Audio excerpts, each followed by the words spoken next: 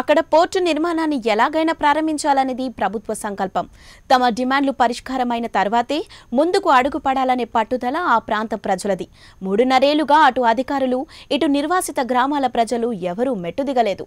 అయితే అనేకసార్లు చర్చల తర్వాత తాజాగా నిర్వహించిన ప్రజాభిప్రాయ సేకరణలో తొలిసారిగా అక్కడి ప్రజలు సానుకూలంగా స్పందించారు.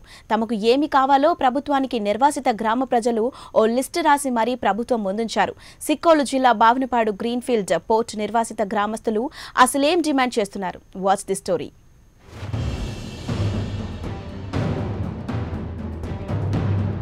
ఏపీలో 193 కిలోమీటర్లు సుదీర్ఘ తీర ప్రాంతం ఉన్న జిల్లా సిక్కోలు. ఈ కారణంగానే శ్రీకాకుళం తీరాన్ని విదేశీ ఎగుమతులు దిగుమతులకి కేంద్రంగా చేయాలనేది ప్రభుత్వాల ఆలోచన. ఇందులో భాగంగానే సంతబొమ్మాళి మండలంలోని భావనపాడు తీర గ్రామం వద్ద గ్రీన్ఫీల్డ్ పోర్టును ఏర్పాటు చేయాలనే ప్రతిపాదన చాలా కాలం నుంచి ఉంది. ఒడిషా, ఛత్తీస్గఢ్, జార్ఖండ్, మధ్యప్రదేశ్ రాష్ట్రాల్లో విలువైన ఖనిజ సంపదను ఈ పోర్ట్ ద్వారా విదేశాలకు ఎగుమతి చేయడానికి, అలాగే ఉత్తరాంధ్రతో పాటు ఆయా రాష్ట్రాల్లోని స్టీల్, విద్యుత్ పరిశ్రమలకి అవసరమైన బొగ్గుని దిగుమతి చేసుకోవడానికి దీన్ని ఉపయోగించాలనేది లక్ష్యం.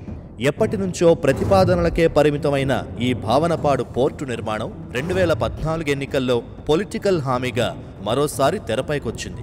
తాము అధికారంలోకి వస్తే ఖచ్చితంగా భావనపాడు వద్ద గ్రీన్ఫీల్డ్ పోర్ట్ నిర్మిస్తామంటూ చంద్రబాబు నాయుడు ప్రకటించారు. ఇచ్చిన మాట ప్రకారమే 2015లో పోర్టు నిర్మాణం కోసం నోటిఫికేషన్ జారీ చేశారు. 14 బెర్తులతో 30.57 మిలియన్ టన్నుల సామర్థ్యంతో నిర్మితమయ్యే భావనపాడు పోర్టు కార్యకలాపాల కోసం సంతబొమ్మాళి, వజ్రపు కొత్తూరు మండలాల్లో 10,000 ఎకరాల్ని సేకరించాలనేది ప్రభుత్వం తొలుత భావించింది. దీనిపై ప్రజలు ఆందోళన చేయడంతో కేవలం 4,923 ఎకరాల్ని సేకరించేందుకు 2015 ఆగస్టు 28న నోటిఫికేషన్ జారీ చేసింది. నోటిఫికేషన్ ప్రకారం పోర్టుకి కావాల్సిన భూముల్ని భావనపాడు, మర్రిపాడు, అల్తాడ, కొమరల్తాడ, దేవునల్తాడ పంచాయతీల నుంచి సమీకరించాలని భావించారు. భూముల సమీకరణ కూడా 2013 భూసేకరణ చట్టంలోని మార్గదర్శకాలకు లోబడే ఉంటుందని ప్రకటించారు. నోటిఫికేషన్ ప్రకారం పోర్టు నిర్మాణం వల్ల సంతబొమ్మాళి మండలంలోని భావనపాడు, మర్రిపాడు పంచాయతీలు, వజ్రపు కొత్తూరు మండలంలోని కొమరల్తాడ, కొత్తపేట, పొల్లాడ, దేవునల్తాడ పంచాయతీల పరిధిలోని గ్రామాలన్నీ తరలించాల్సి ఉంటుంది. ఇవన్నీ ఒకెత్తైతే భావనపాడు, అల్తాడ గ్రామాల మధ్య నుంచి పోర్టు ముఖద్వారం నిర్మించాలనే ప్రతిపాదన ఉండడంతో స్థానికులు అందుకు ససేమిరా అంటున్నారు. ఇలా చేస్తే తమ గ్రామాలు పూర్తిగా నేలమట్టం అవడం ఖాయమని, తరతరాలుగా ఈ నేలనే నమ్ముకుని జీవిస్తూ బోలెడన్ని డబ్బులు పోసి ఇళ్లు కట్టుకుంటే ఇప్పుడు పోర్టు కోసం కూల్చేస్తామంటే ఎట్టి పరిస్థితుల్లోనూ ఊరుకునేది లేదంటూ ఈ 2 గ్రామాలకు చెందిన పలువురు న్యాయస్థానాన్ని ఆశ్రయించారు. పరిశ్రమల కోసం జరిపే భూ సమీకరణలన్నీ సక్రమంగా జరుగుతున్నాయా? అధికారులు, ప్రభుత్వాలు చెప్పిన మాటలు నమ్మి ఊళ్లను ఖాళీ చేసిన గ్రామాలకు న్యాయం జరుగుతుందా? చెప్పినట్లుగానే మెరుగైన ప్యాకేజీలు వస్తాయా? భావనపాడు పోర్టు కోసం తమ సర్వస్వాన్ని త్యాగం చేస్తే తమకు దక్కేదేమిటి? ఇప్పుడు ఇవే ప్రశ్నలు అక్కడున్న ఆ 2 గ్రామాల్ని కలవరపెడుతున్నాయి. భావనపాడు గ్రీన్ఫీల్డ్ పోర్టు నిర్మాణం కోసం భూ సమీకరణకు నోటిఫికేషన్ జారీ చేసిన తర్వాత దాదాపు 3 ఏళ్లుగా అధికారులతో ఎలాంటి క్లారిటీ లేకపోగా అటు నిర్వాసితులకు కూడా ఎటువంటి భరోసా దక్కలేదు. ఈ క్రమంలోనే సీఎం చంద్రబాబు పోర్టు నిర్మాణ బాధ్యతను పీపీపీ పద్ధతిలో గుజరాత్కు చెందిన అదానీ కంపెనీకి అప్పగిస్తూ నిర్ణయం తీసుకోవడంతో కొంత కదలికొచ్చింది. అయితే నిర్వాసిత గ్రామాల్లో పర్యటించిన అధికారులు మాత్రం ఏం చేస్తారనే విషయమై స్పష్టమైన హామీ ఇవ్వలేకపోయారు. దీంతో నిర్వాసితులుగా మారే గ్రామాల ప్రజలు ఓ కమిటీగా ఏర్పడి ప్రభుత్వం భూసేకరణ చేసిన అనేక ప్రాంతాల్లో పర్యటించి పలు డిమాండ్లను అధికారుల ముందుంచారు. తమ అభ్యంతరాలేంటో స్పష్టం చేశారు. దీంతో అటు అధికారులు, ఇటు ప్రజాప్రతినిధులు స్థానికంగా ఉన్న అన్ని అంశాలను ప్రభుత్వం దృష్టికి తీసుకెళ్లారు.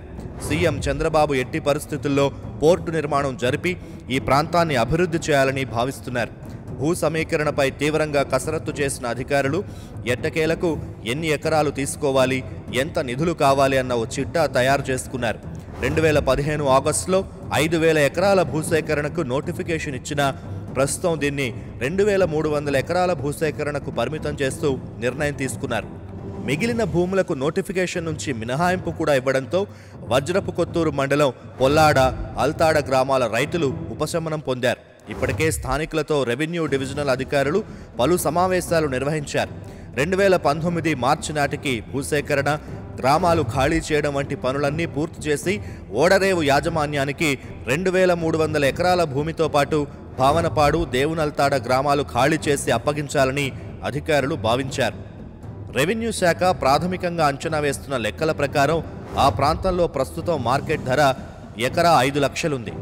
దానికి ప్రభుత్వం 13 లక్షల చొప్పున చెల్లిస్తే కేవలం భూసేకరణకు 227 కోట్లు అవసరమవుతుందని అంచనా వేస్తున్నారు.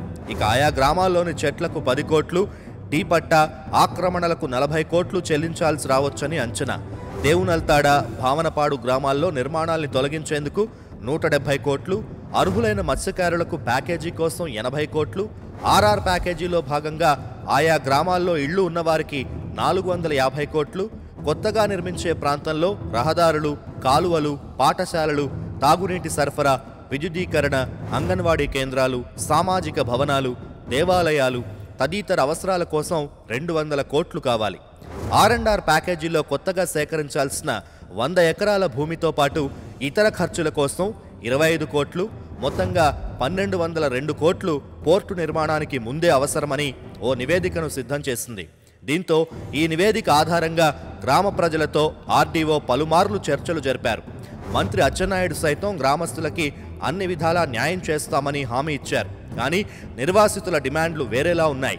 అధికారులు, ప్రభుత్వం చెప్పే లెక్కల ప్రకారం తమకు న్యాయం జరగడం అసాధ్యమని, తమ డిమాండ్లు నెరవేరిస్తేనే పోర్టుపై అడుగు ముందుకు పడుతుందని తెగేసి చెప్తున్నారు.